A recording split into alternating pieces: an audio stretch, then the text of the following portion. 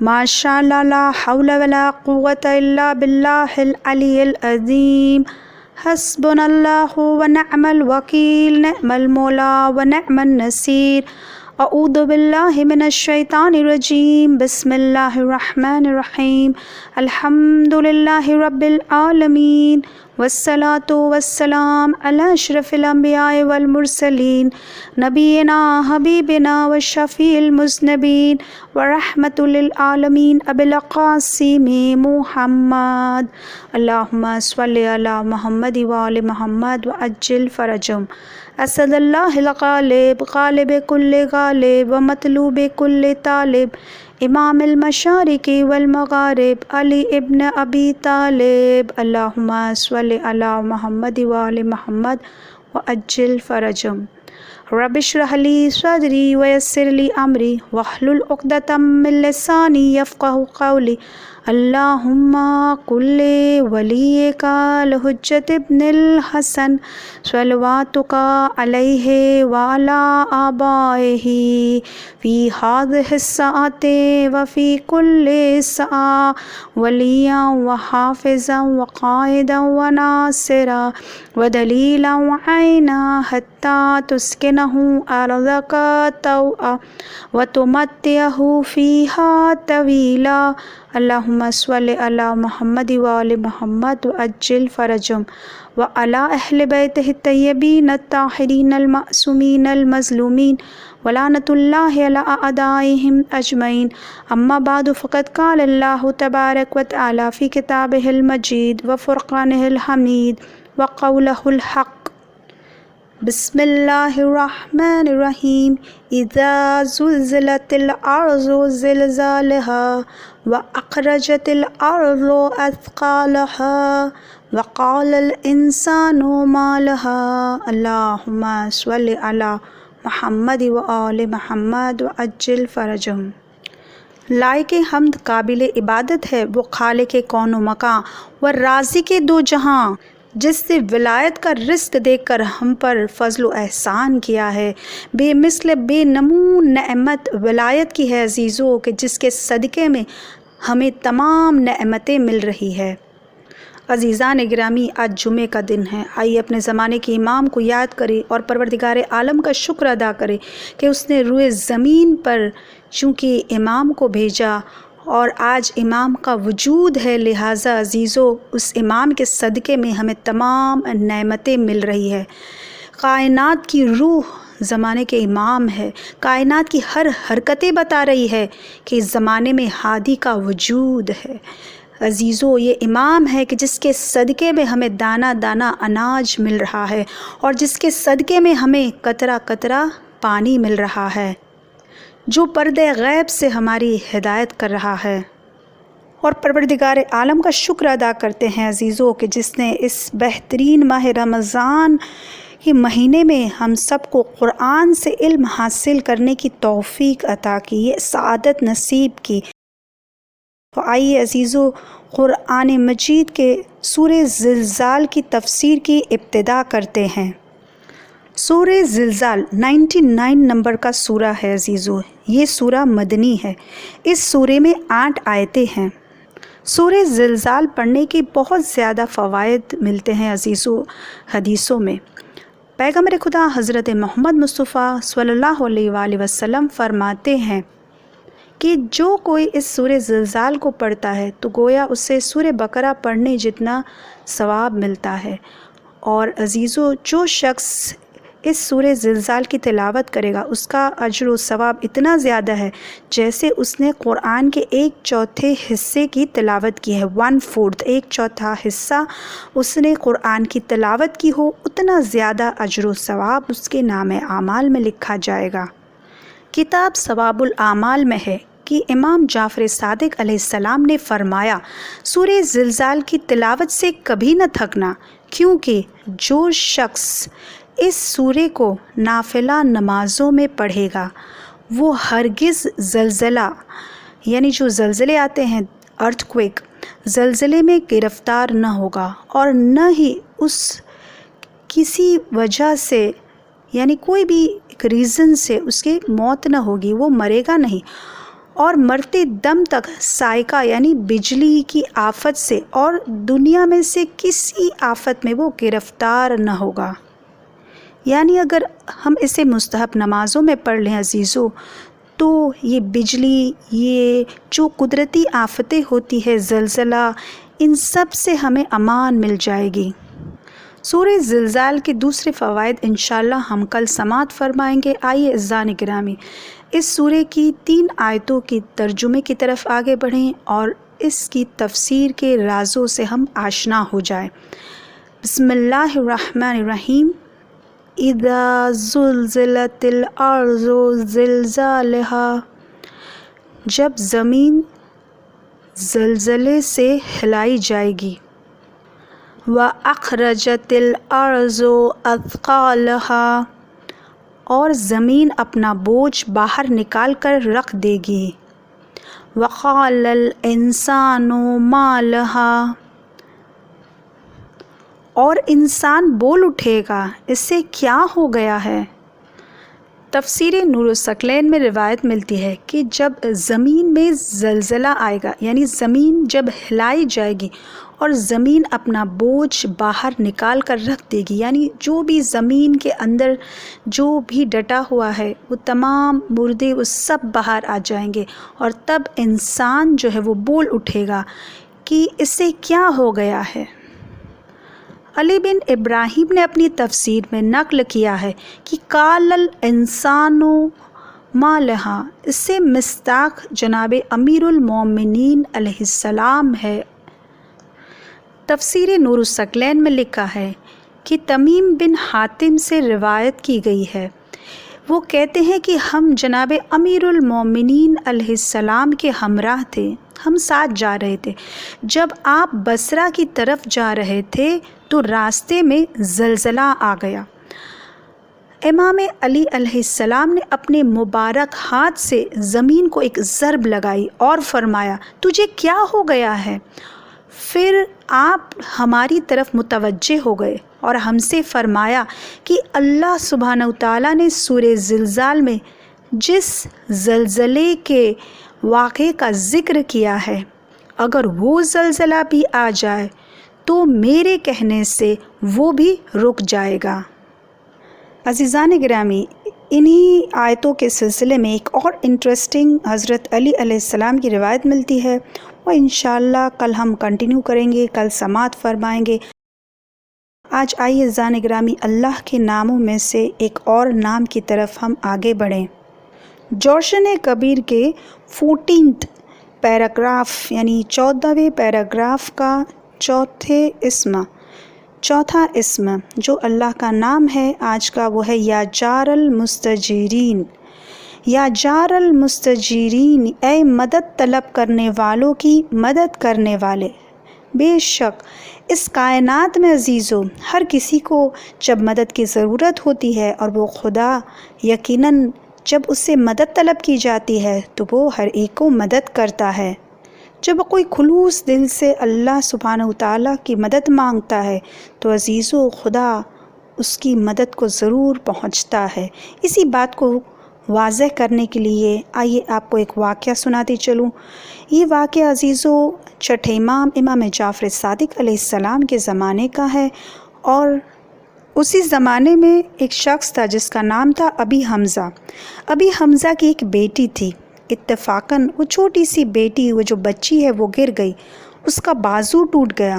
اب یہ شخص کہتا ہے کہ میری بچی کا جب بازو ٹوٹ گیا شدید تکلیف تھی، بہت درد ہو رہا تھا، چھوٹی سی بچی رو رہی ہے، تڑپ رہی ہے، اور مجھ سے اپنی بچی کا دیکھا نہیں جا رہا تھا۔ میں نے طبیب کو بلایا، اس نے کہا بچی کا بازو ٹوٹ گیا ہے، اور اس بازو کو جوڑنے کے لیے میں کچھ لکڑی کچھ کپڑا لے کر آتا ہوں تاکہ اس کی جو ہڈی ٹوٹی ہے اسے باندھ لوں اور اس پر کپڑا مجھے لگانا ہوگا۔ اب یہاں پر بچی رو رہی تھی، لہٰذا یہ شخص دروازے پر بیٹھ جاتا ہے، بس خلوص دل سے وہ خدا سے متوسل ہوتا ہے، توسل کر رہا ہے، بار الہ میری بچی بہت تکلیف میں ہے، اے پروردگار تو ہی مدد فرما، میری بچی کی جو تکلیف ہے اسے دور کر دے، یہ بازو جو اس کا ٹوٹ گیا ہے، بس پروردگار تو مدد فرما۔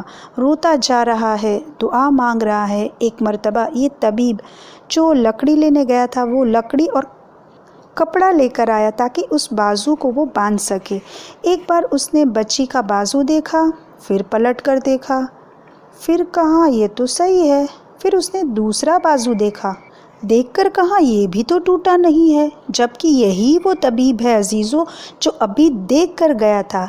لیکن اب بچی رو رہی تھی، تڑپ رہی تھی اور بازو ٹوٹا تھا، اس لیے تو وہ کپڑا لینے گیا تھا، لیکن اب آ کر کہہ رہا ہے کہ ہڈی تو جڑ گئی ہے، بازو ٹوٹا ہی نہیں ہے۔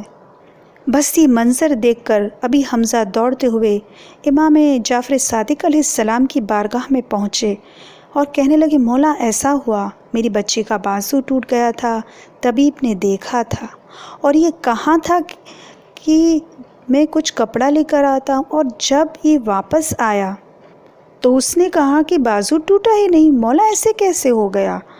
مولا نے مسکرا کر کہا تیری دعا پلک چپکنے سے پہلے مستجاب ہو گئی، تو نے اتنی خلوص کے ساتھ بارگاہ الہی میں مدد طلب کی تھی، لہٰذا پروردگار عالم نے تیری مدد کر دی اور تیری بچی کا ٹوٹا ہوا بازو پروردگار عالم نے جوڑ دیا۔ یہ وہی پروردگار عالم ہے کہ جو مدد طلب کرنے والوں کی مدد کرتا ہے عزیزو، اور ہم دنیا میں بھی دیکھتے ہیں کہ جب ہڈی ٹوٹ جاتی ہے عزیزو، آپریشن ڈاکٹرز کرتے ہیں، پلاسٹر کرتے ہیں اور کتنا کچھ کرتے ہیں، لیکن ٹوٹی ہوئی ہڈی کو عزیزو فقط اور فقط صرف اور صرف خدا ہی جوڑتا ہے۔ عزیزو جب ہم ایسے واقعات مجلس میں سنتے ہیں کہ فوراً پروردگار عالم نے دعا قبول کر لی، اس کی مدد کی، تو پھر ہم اکثر سوچتے ہیں کہ ہمارے ساتھ ایسا کیوں نہیں ہوتا۔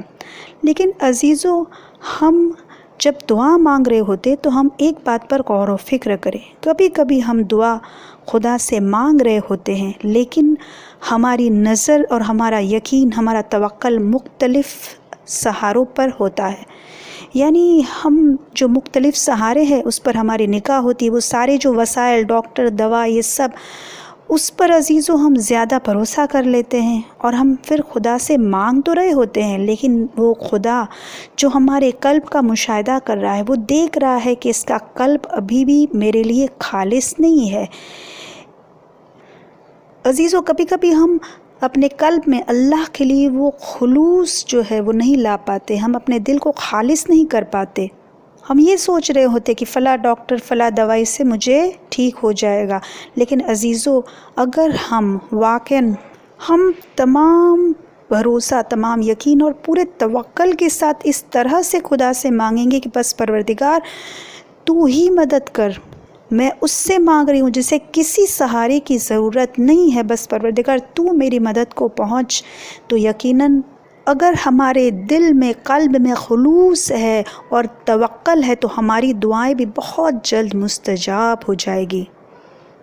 آئیے پروردگار عالم سے دعا کرتے ہیں کہ پروردگار ہر بیمار کو شفائے عاجلہ کاملہ عنایت عطا فرمانا۔ اللہم صلی علی محمد و آل محمد وعجل فرجہم۔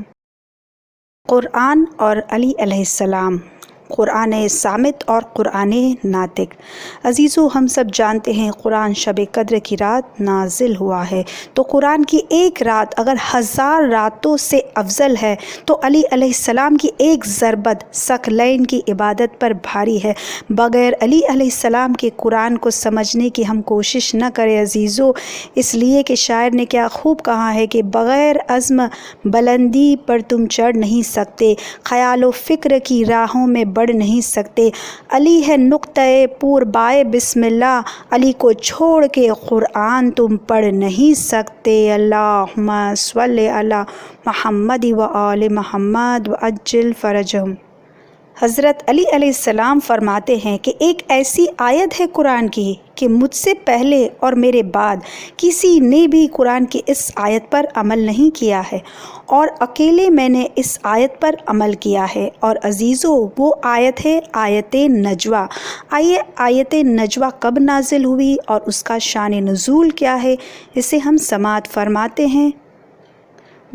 جب رسول خدا صلی اللہ علیہ وآلہ وسلم مدینے میں رہتے تھے تب مسلمان حضرت کے پاس آتے تھے اور رسول خدا صلی اللہ علیہ وسلم کے پاس آ کر نجوہ و سرگوشی کرتے تھے۔ یعنی تفسیر قرآن میں یوں ملتا ہے کہ مالداروں کا ایک رواج یہ تھا کہ جب وہ اللہ کے رسول کے پاس آتے تھے تو الگ سے ان کے ساتھ بیٹھ کر کان میں کچھ باتیں کرتے تھے۔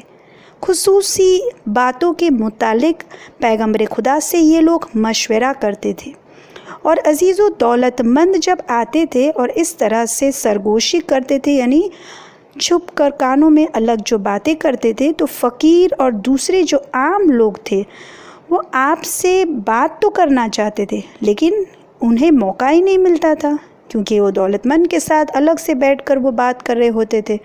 تو پیغمبر خدا تو عزیزان گرامی ہم سب جانتے ہیں کہ محبت اور رحمت کا دریا تھے، اور وہ ان لوگوں کی زحمت کو عزیزوں برداشت کر رہے تھے، صبر و تحمل کے ساتھ ان کی باتوں کو سنتے رہتے تھے۔ اور خداوند عالم نے مسلمانوں کے امتحان اور دوسرے اعراض کے تحت اس آیت کو نازل کیا، سورہ مجادلہ کی آیت نمبر 12۔ خداوند عالم کا ارشاد ہو رہا ہے کہ اے ایمان والو، جو لوگ ایمان لے آئے ہیں ان سے خطاب کیا جا رہا ہے کہ اے ایمان لانے والو، جب پیغمبر سے کوئی بات کان میں کہنا چاہتے ہو تو اپنی سرگوشی سے پہلے کوئی خیرات دے دیا کرو، وہی تمہارے واسطے بہتر اور پاکیزہ بات ہے۔ مگر ایسا نہیں کر سکتے اگر تمہیں ایسے کرنے کی پہنچ نہیں ہے تمہاری، تم نہ کر پاؤ، تو بے شک اللہ بڑا بخشنے والا ہے، بڑا مہربان ہے۔ ان آیت کو یعنی یہ آیت جب نازل ہوتی ہے تو یہ آیت کریمہ کے نازل ہونے کے بعد اب جب دوبارہ رسول خدا صلی اللہ علیہ وسلم کے پاس کوئی سرگوشی کرنے کے لیے نہیں گیا، سب کو معلوم ہو گیا کہ اب پیسے دینے پڑیں گے، لہٰذا مال و دنیا کی دوستی سبھی کے دلوں میں اتنی تھی عزیزوں، اور مال دنیا یہ رسول خدا صلی اللہ علیہ وسلم سے زیادہ عزیز تھی۔ بس فقط اور فقط صرف حضرت علی علیہ السلام وہ شخصیت تھی عزیزوں، وہ صدقہ دیتے تھے اور رسول خدا کے ساتھ سرگوشی کیا کرتے تھے۔ حضرت علی علیہ السلام کے پاس 1 دینار تھا، تو آپ نے اس 1 دینار کے 10 سکے کروا لیے، یعنی جس طرح سے آج کی زبان میں ہم کہتے ہیں کہ جب 500 یا 1000 روپے کا نوٹ ہوتا ہے تو ہم چھوٹا کراتے ہیں، چینج کرواتے ہیں، اور جس طرح سے ہم چینج کر لیتے ہیں اس طرح سے حضرت علی علیہ السلام نے ایک جو دینار تھا اس کے 10 جو سکے ہیں، یعنی 10 درہم کے 10 سکے کرا لیے۔ اب عزیزان گرامی، جب بھی رسول خدا صلی اللہ علیہ وسلم سے آپ بات کرنے کے لیے جاتے تھے تو فقیر کو 1 درہم صدقہ دیتے تھے، اس کے بعد جا کر بات کرتے تھے۔ حضرت علی علیہ السلام فرماتے ہیں کہ میں رسول خدا صلی اللہ علیہ وآلہ وسلم کی خدمت میں 10 مرتبہ گیا۔ اب عزیزو، اس آیت کے نازل ہونے کے بعد پیغمبر خدا کے اطراف خلوت ہو گئی، یعنی ابھی کوئی ملنے نہیں آ رہا ہے، کیونکہ وہ تمام دنیا پرست اور دولت مند افراد جو تھے وہ پیغمبر خدا سے ملنے نہیں آ رہے تھے۔ بس اسی وقفے کے دوران، اسی وقت میں پیغمبر خدا کو اتنی مدت آرام مل گیا، اور پھر 10 دن جب گزر چکے تو 10 دن کے بعد یہ جو حکم تھا وہ منسوخ ہو گیا، یعنی پھر اللہ نے امت پر سے یہ جو حکم تھا وہ واپس لے لیا، کیونکہ عزیزو اس وقت جو اصحابوں کا امتحان تھا وہ ہو چکا تھا، اور حضرت علی علیہ السلام کی جو فضیلت ہے وہ تمام لوگوں پر، دوسروں پر آشکار ہو گئی تھی۔ اب عزیزو، مالدار لوگ صدقہ دینے کی طاقت ہونے کے باوجود کنجوسی اور بخل کی وجہ سے یہ اللہ کے رسول کی زیارت سے محروم رہ گئے، اور یہ محروم رہ جاتے تھے۔ اب انہیں کہا گیا کہ کیا تم رسول خدا صلی اللہ علیہ وآلہ وسلم کے ساتھ اکیلے میں بات کرنے سے پہلے کچھ صدقہ کرنے سے تم لوگ ڈر گئے؟ اگر تم ایسا نہیں کر سکتے تو بس اللہ سبحانہ وتعالیٰ تمہیں معاف کر دیتا ہے۔ ابن عمر کہتے ہیں کہ 3 چیزیں حضرت علی علیہ السلام میں ایسی موجود تھی کہ میری یہ آرزو تھی کہ اس میں سے ایک میرے پاس ہوتی، اور وہ 3 چیزیں یہ بتائی گئی ہے روایت میں کہ سب سے پہلے حضرت علی علیہ السلام کو خیبر کے دن علم کا ملنا، پیغمبر خدا نے اس وقت فرمایا تھا کہ کل علم ایسے شخص کو ملے گا جو خدا اور رسول کو دوست رکھتا ہوگا اور خدا اور رسول اس کو دوست رکھتے ہوں گے۔ اور دوسری فضیلت آئے نجوہ ہے کہ کوئی بھی علی علیہ السلام کے علاوہ کوئی شخص بھی کامیاب و کامران نہ ہو سکا۔ اور تیسری فضیلت پیغمبر خدا صلی اللہ علیہ وسلم کے داماد بننا اور شہزادی کونین کا ان کے گھر میں ہونا ہے۔ تو یہ ایسی فضیلتیں ہیں عزیزو کہ دوسرے بھی کاش کہہ رہے تھے۔ عزیزان گرامی، یہ وہ آیت ہے کہ جو مولا کائنات کی شان میں عزیزو نازل ہوئی ہے، جو آپ کی فضیلتوں کو آشکار کر رہی ہے تاکہ مکے کے کسی کافر کو یا کسی کو بھی کہنے کا موقع ہی نہ ملے کہ حضرت علی علیہ السلام نے ہر چیز میں سبقت لے لی ہے۔ عزیزو، شاعر نے کیا خوب کہا ہے کہ پڑھتا ہے جو قرآن کو تنزیل سے پہلے، اس دور میں وہ قاری قرآن علی ہے۔ مت پہلا مسلمان کہو مولا علی کو، پہلا نہیں پہلے سے مسلمان علی ہے۔ جیسے کہ ہم سب جانتے ہیں کہ رسول خدا صلی اللہ علیہ وسلم نے کیا کہا کہ میں اور علی ایک ہی نور سے ہے۔ تو عزیزو، دراصل محمد اور علی ایک ہی نور کے دو حصے ہیں، دو ٹکڑے ہیں۔ یہ دو پھول ایسے ہیں عزیزو جس کی خوشبو ایک ہے، یہ ایسی دو شمعیں ہیں جن کی روشنی ایک ہے، اور یہ دو ایسی شخصیتیں ہیں جس کا کردار ایک ہے۔ عزیزان گرامی، آج جمعے کا دن ہے اور ہم سب اپنے زمانے کے امام سے محبت اتنی کرتے ہیں کہ ہم یہ اکثر کہتے ہیں کہ مولا آ جائیے، ہماری جان و مال اور اولاد سب کچھ آپ پر قربان ہے۔ لیکن آئیے عزیزان گرامی، زمانے کے امام کی محبت ہمارے دلوں میں کیسی ہونی چاہیے، یہ ہمیں سبق کسی نے دیا ہے تو مولا کائنات نے دیا ہے۔ بس ان کی پوری زندگی ہمارے لیے ایک نمونہ عمل ہے عزیزو۔ یقیناً پیغمبر خدا صلی اللہ علیہ وسلم سے مولا کائنات اتنی محبت کرتے تھے عزیزو، اتنی محبت کرتے تھے کہ علی علیہ السلام نے پوری زندگی پیغمبر خدا پر وقف کر دی تھی، بتایا کہ وقت کے ہادی کے ساتھ کیسی محبت ہونی چاہیے۔ دعوت ذوالشیرہ، شیب ابو طالب، ہر جگہ آپ تاریخ اٹھا کر دیکھ لے عزیزو، مولا کائنات نے ہمیشہ اپنے وقت کے ہادی کا ساتھ دیا ہے، اور اس وقت بھی حفاظت کی ہے جب لوگ پتھر مارنا چاہتے تھے عزیزو۔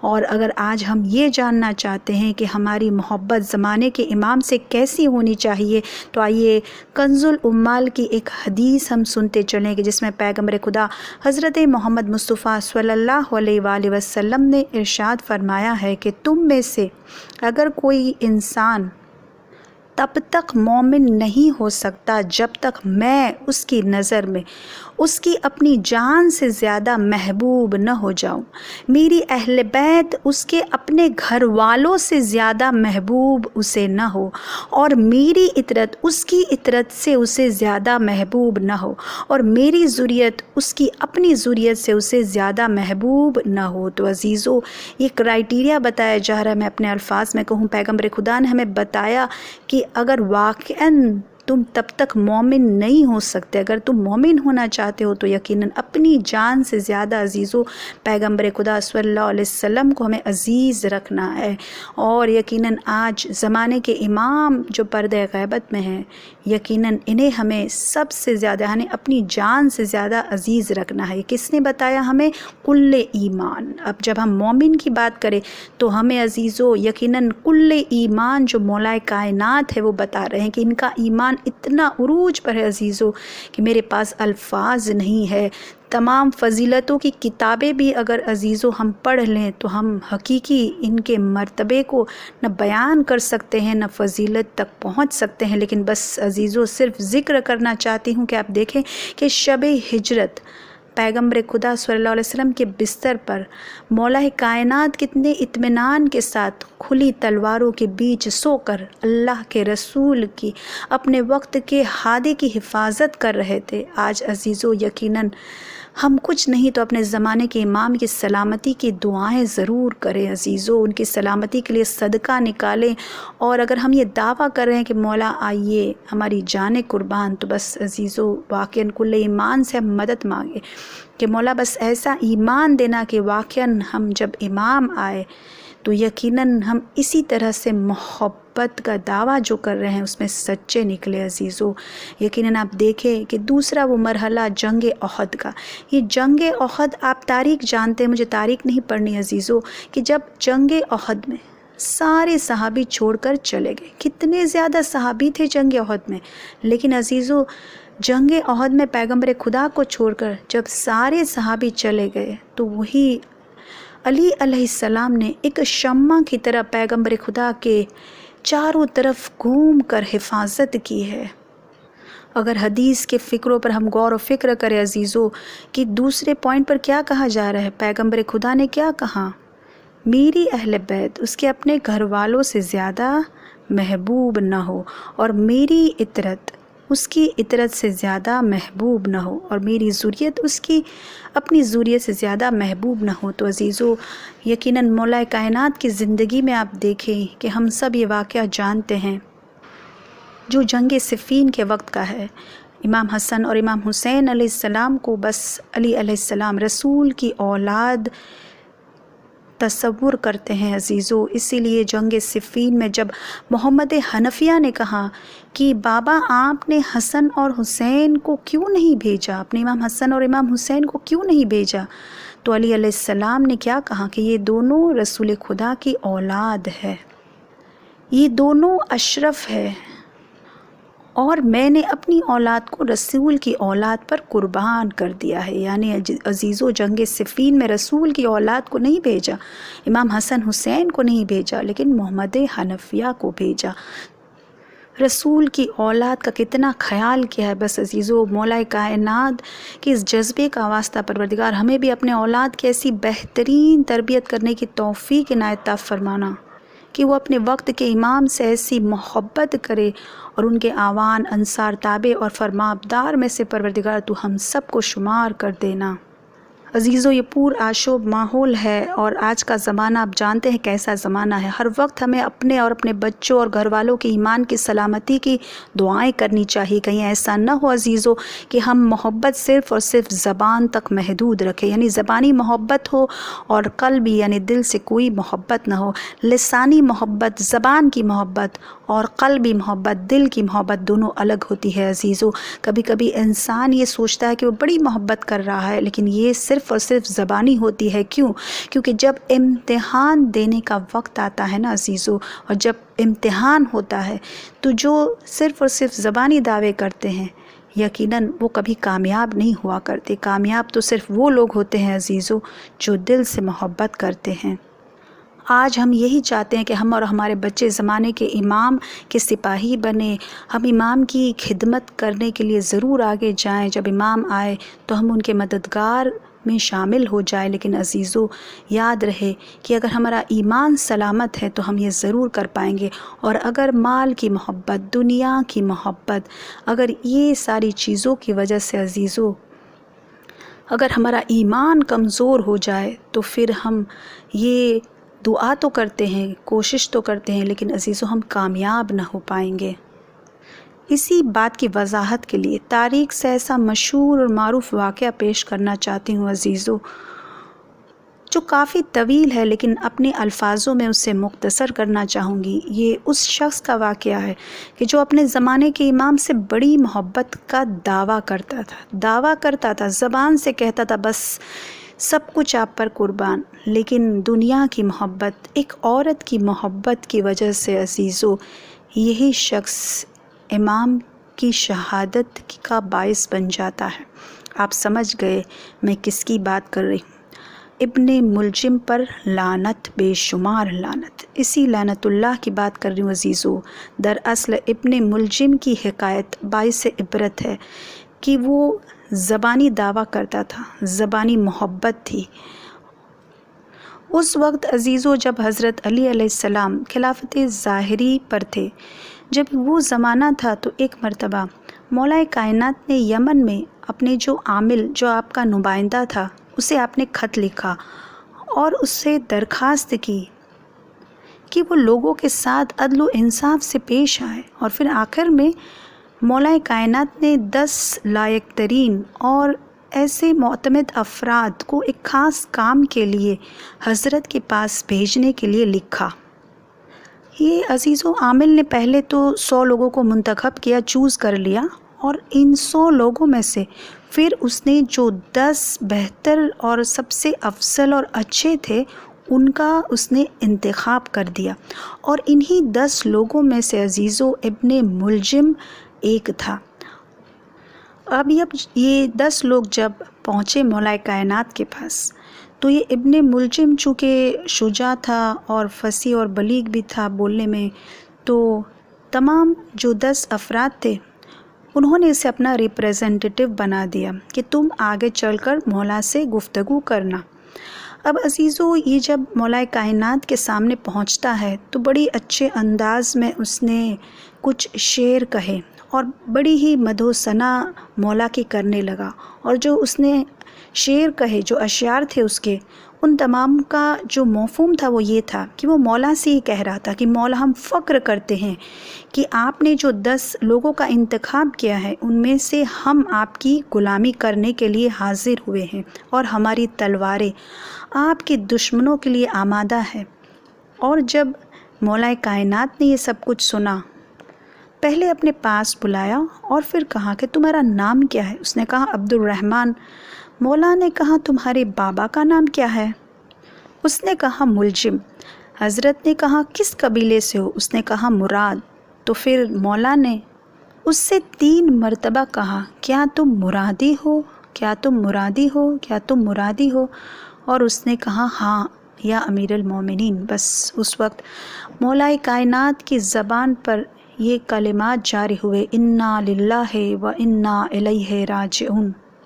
پھر مولا نے اس سے پوچھا کہ کیا تمہاری دایا یہودی عورت تھی؟ اس نے کہا کہ ہاں، مجھے جو دایا دودھ پلاتی تھی وہ ایک یہودی عورت تھی۔ پھر مولا نے اس سے پوچھا کہ جب تم روتے تھے تو تمہاری دایا کیا یہی کہا کرتی تھی کہ اے قاتل شتر صالح سے بدتر، یعنی کہ حضرت صالح کی اونٹنی کو قتل کرنے والے سے بدتر؟ تو ابن ملجم نے کہا کہ ہاں ایسا ہی تھا۔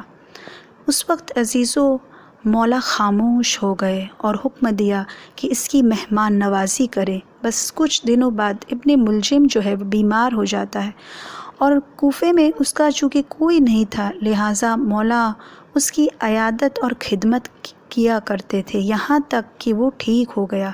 جب وہ ٹھیک ہو گیا تو ایک مرتبہ ابن ملجم نے حضرت کی محبت و شفقت دیکھی تو مولا سے کہنے لگا کہ مولا میں آپ کے پاس سے کہیں نہیں جاؤں گا، بس میں اب یہیں رہوں گا۔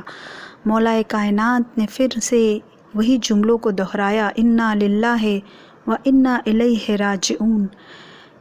تو ابن ملجم نے کہا کہ اس آیت کو پڑھنے سے آپ کی کیا مراد ہے؟ تب مولا نے فرمایا کہ تم میرے قاتل ہو۔ یہ بات سن کر ابن ملجم کو اتنا تعجب ہوا، وہ یہ سوچ رہا تھا کہ میں تو حضرت کا دوست اور محب ہوں، لیکن وہ یہ نہیں جانتا تھا کہ خداوند عالم سبھی انسانوں کا امتحان لیتا ہے۔ بس عزیزو ابن ملجم نے اپنا سر پیٹ لیا اور کہنے لگا اے امیر المومنین، ابھی اسی وقت مجھے قتل کر دے تاکہ ایسا حادثہ پیش ہی نہ آئے۔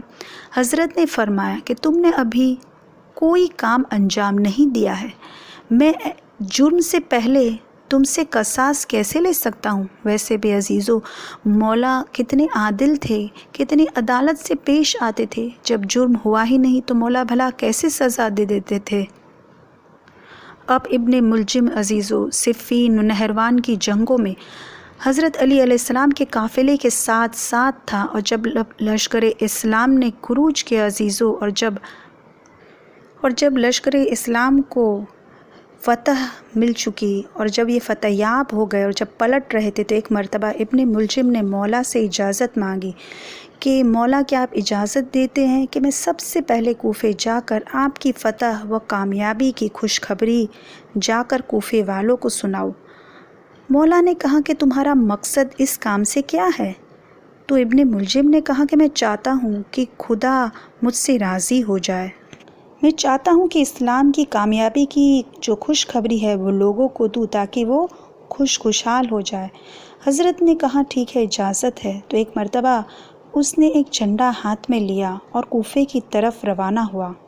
کوفے شہر میں داخل ہو کر بشارت دیا جا رہا ہے، اور اس طرح سے ہر گلی سے وہ گزر کر بشارت دے رہا تھا۔ اتنے میں عزیزو وہ اس گلی سے گزرا کہ جہاں قطامہ اپنے گھر کے پاس بیٹھی ہوئی تھی۔ قطامہ بہت زیادہ خوبصورت، حسین و جمیل اور دولت مند عورت تھی، لیکن بڑی بدکار اور فاحشہ بھی تھی۔ اس نے جب یہ فتح کی خوشخبری سنی تو ایک مرتبہ ابن ملجم کو پکارا تاکہ وہ اپنے بابا اور اپنے بھائی کے بارے میں اس سے دریافت کر سکے۔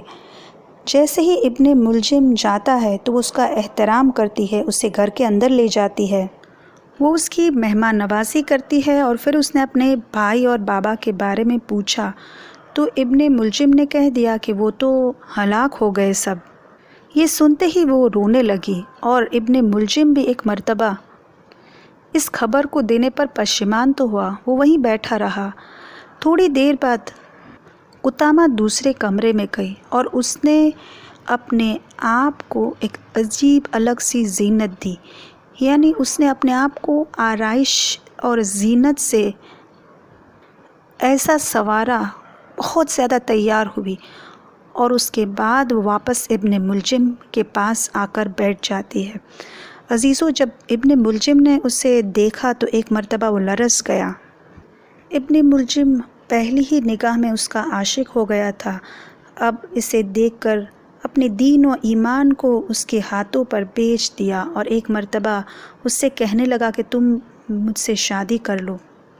اب یہ خواہش نفسانی میں اصرار کیے جا رہا ہے، لیکن قطامہ ایک مرتبہ کہتی ہے کہ اگر تم چاہتے ہو کہ تم مجھ سے شادی کرو تو میری مہر بہت زیادہ ہے۔ ابن ملجم نے کہا کہ جتنی بھی مہر ہے میں قبول کر لوں گا، تم بتاؤ تو صحیح تمہیں کیا چاہیے۔ قطامہ نے پہلے تو کہا کہ بہت زیادہ ہے مہر، کچھ پیسے، کچھ زیورات، کچھ مشک و عنبر و عطر وغیرہ وغیرہ۔ یہ کہہ کر وہ رک گئی، اور پھر ایک مرتبہ دوبارہ کہا کہ میری مہر بڑی سخت ہے، ایک اور چیز ہے۔ ابن ملجم نے کہا کہ ان چیزوں کے علاوہ، اس کے علاوہ کیا چاہیے تمہیں؟ پھر ایک مرتبہ قطامہ جو ہے وہ کھڑی ہو جاتی ہے، پھر کمرے میں چلی گئی، اور ایک مرتبہ کمرے میں جا کر پھر دوسری شکل میں آرائش کی، یعنی پھر اپنے آپ کو ایک الگ طور پر زینت کی اس نے، اور اتنی خوبصورت پھر سج سور کر اس طرح سے ابن ملجم کے سامنے آئی کہ ابن ملجم ایک مرتبہ جنون کی حد تک پہنچ چکا تھا، اور اس نے کہا کہ اب سچ بتاؤ کہ کیا چاہیے تمہیں مہر میں؟ اب قطامہ نے کہا حضرت علی علیہ السلام کا قتل۔ بس ابن ملجم ایک دفعہ لرز اٹھا، پریشان ہو گیا، تھوڑی دیر کے بعد کہا کہ بڑا مشکل ہے۔ ایک مرتبہ کہنے لگا کہ میں اس پر فکر کروں گا، اور پھر وہاں سے چلا گیا۔ دوسرا ہی دن گزرا تھا کہ قاصد یمن سے ابن ملجم کے پاس آتا ہے اور آ کر کہتا ہے کہ تمہارے چچا اور تمہارے بابا کا انتقال ہو گیا ہے، اور اب تم ان سب کے وارث ہو، لہٰذا تم اپنے تمام اموال کو تم جمع کر لینا۔ یہ سن کر ابن ملجم خوش ہو گیا کہ پیسوں کا انتظام ہو گیا، دل میں سوچ رہا ہے کہ اب سارے پیسے جو آئیں گے، زیورات جو آئیں گے، وہ لے کر قطامہ کے پاس جاؤں گا اور اس پر سب کچھ نثار کر دوں گا۔ وہ حضرت علی علیہ السلام کے پاس آیا اور آ کر اس نے اطلاع دی کہ میرے بابا اور میرے چچا کا یمن میں چونکہ انتقال ہو گیا ہے، میں چاہتا ہوں کہ میں وہاں چلا جاؤں، لہٰذا آپ اپنے عامل کے جو وہاں کا ہے، آپ یمن میں اسے خط لکھ دیجئے اور اسے سفارش کر دیجئے تاکہ وہ میرا ورثہ اور میرا جو اموال ہے وہ جمع کرنے میں میری مدد کر دے۔ مولا نے خط لکھ دیا اور وہ ابن ملجم یمن کی طرف چلا گیا۔ راستے میں رات ہو گئی اور ایک مرتبہ اس نے دور سے دیکھا آگ کے شعلے ہیں، اور وہ اپنے دل میں سوچا کہ نزدیک جاؤں، اور رات ہو چکی ہے، لہٰذا آگ کے پاس جا کر دیکھوں۔ وہ آگ کے نزدیک جیسے ہی گیا، اچانک ایک مرتبہ جناتوں کی فریاد عزیزو اس نے سنی۔ اس نے سنا کہ جنات فریاد کر رہے تھے کہ اسد اللہ علیہ السلام کا قاتل آ گیا۔ بس ابن ملجم یہ سن کر اتنا ڈر جاتا ہے کہ اس کا جسم کانپنے لگتا ہے، اور جنوں نے عزیزو سنگ باری شروع کر دی اور وہ وہاں سے بھاگ نکلا۔ اب جب یمن پہنچتا ہے تو وہ خط لے کر یمن کے حاکم کو دیتا ہے، اور جب حاکم نے حضرت امیر المومنین علیہ السلام کے دستخط دیکھے تو بوسہ دیا، آنکھوں سے لگایا، اور چونکہ مولا نے کہا تھا اس لیے جلدی جلدی اس کا کام پورا کر دیا۔ ابن ملجم نے اپنے تمام اموال کو لے لیا اور خوشی خوشی کوفے کی طرف وہ چلنے لگا۔ راستے میں ڈاکوؤں نے اسے روکا اور اس کے لباس اور سواری کے علاوہ تمام اموال لوٹ لیے۔ تھوڑی دیر گزری کہ اس نے قافلے کو دیکھا، بس وہ قافلے کے ساتھ مل گیا، قافلوں والوں کے ساتھ وہ ہم سفر ہو گیا۔ قافلے میں 2 شخص ایسے تھے جو اس کی ہم فکر تھے، وہ اس کے دوست ایسے بن گئے۔ یہ لوگ بھی خوارج تھے، اور ان لوگوں نے کہا کہ ہم لوگوں نے عہد کیا ہے، اور عہد یہ تھا عزیزو کہ حضرت علی علیہ السلام اور معاویہ اور عمرو و عاص کو قتل کریں۔ اب یہ تینوں جو ہے یہ پلان بناتے ہیں کہ ان کا نظریہ یہ تھا عزیزو کہ یہ سمجھ رہے تھے کہ ان 3 لوگوں کی وجہ سے مسلمانوں کے درمیان اختلاف ہو رہا ہے، اور یہ 3 اختلاف کا سبب ہے، لہٰذا ان تینوں نے یہ طے کیا کہ ہم ایک ایک کو مار ڈالیں گے۔ تو ابن ملجم نے کہا کہ میں حضرت علی علیہ السلام کو شہید کروں گا۔ اب ابن ملجم جب کوفہ پہنچتا ہے تو سب سے پہلے قطامہ کے گھر پہنچا، اور اس فاحشہ عورت نے اسے شراب پلائی۔ اب یہ شراب کے نشے میں دھت ایک مرتبہ واپس وہی کہتا ہے کہ تم مجھ سے شادی کر لو، اور قطامہ کہتی ہے جب تک حضرت علی علیہ السلام کو شہید نہیں کرو گے ایسا ممکن نہیں ہوگا۔ بس عزیزو ابن ملجم جو مجنون اور پاگل ہو گیا تھا، اب ایک مرتبہ کہتا ہے میں جاتا ہوں اور حضرت علی علیہ السلام کو شہید کرتا ہوں۔ حقیقت میں تاریخ میں تو ہم سب جانتے کہ حقیقی قاتل شام میں چھپا ہوا تھا، اور شام سے یہ سارے منصوبے اور لالچیں دی جا رہی ہے، تلوار اور یہ زہر اور یہ ساری پلاننگ اور یہ سارے منصوبے کہاں پر بنے تھے ہم سب جانتے ہیں۔ بس یہ قطامہ تھی کہ جس نے ایک مرتبہ ابن ملجم سے کہا کہ اس طرح سے نہیں، مگر لاؤ تلوار لاؤ، اور 1000 درہم دیے تاکہ اس تلوار کو تیز کی جائے، تلوار تیز کرانے کے لیے، اور 1000 درہم اس لیے دے عزیزو تاکہ اس تلوار کو زہر آلودہ کیے جائے۔ یہ سارے پلاننگ ہو چکے تھے عزیزو، بس یہ پلاننگ کے لیے ایک مہرے کی طرح ابن ملجم کو استعمال کیا گیا، ساری لالچیں دی گئی، اور انہی لالچوں میں آ کر اب دیکھیں ابن ملجم عورت کی لالچ، مال کی لالچ، اور ایک مرتبہ وہ تلوار لے لیتا ہے، اور اس نے 19ویں ماہ رمضان کی وہ شب قدر جیسی عظیم رات میں اس نے عزیزو ایسا عظیم گناہ اس نے انجام دیا کہ مولا کائنات کے سر پر اس نے تلوار سے ایسا زخم لگایا عزیزو، ایسی وہ ضربت تھی عزیزو کہ جو ان کی شہادت کی وجہ بن گئی۔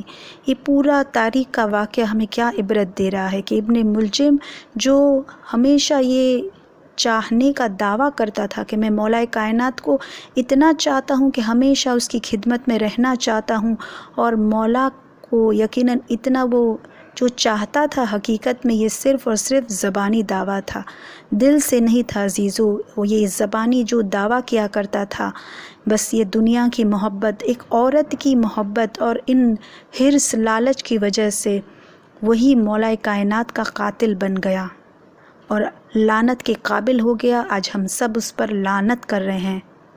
لہٰذا زبان سے دعویٰ کر لینا اور ہے، اور دل سے محبت کرنا اور ہے۔ آئیے دعا کریں کہ پروردگار ہم سب کو امام زمانہ کی پروردگار معرفت اور محبت سے ایسا تو پروردگار ہمارے دلوں کو روشن منور کر دے کہ امام کے حقیقی چاہنے والوں میں ہمارا شمار ہو، ہم دل سے امام کو چاہیں نہ کہ صرف زبان سے۔ اور آج جو ہم خدمت کے لیے بے چین ہے۔ یقیناً ہم دعا کرتے ہیں کہ بس وہ جب وقت آئے تو ہم دل سے ان کی خدمت کو انجام دے سکیں۔ آئیے ہم دعا کرتے ہیں۔ بسم اللہ الرحمن الرحیم۔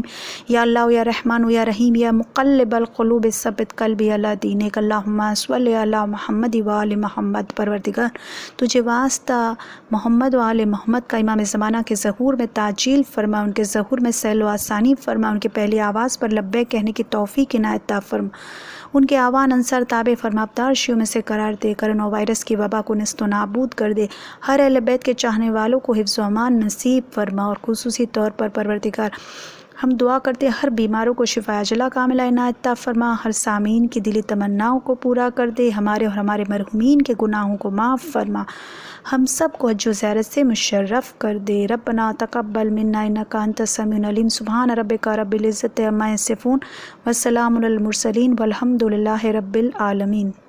اللهم صل على محمد وآل محمد، اللهم صل على محمد وآل محمد، اللهم صل على محمد وآل محمد، اللهم صل على محمد وآل محمد، اللهم صل على محمد وآل محمد، اللهم صل على محمد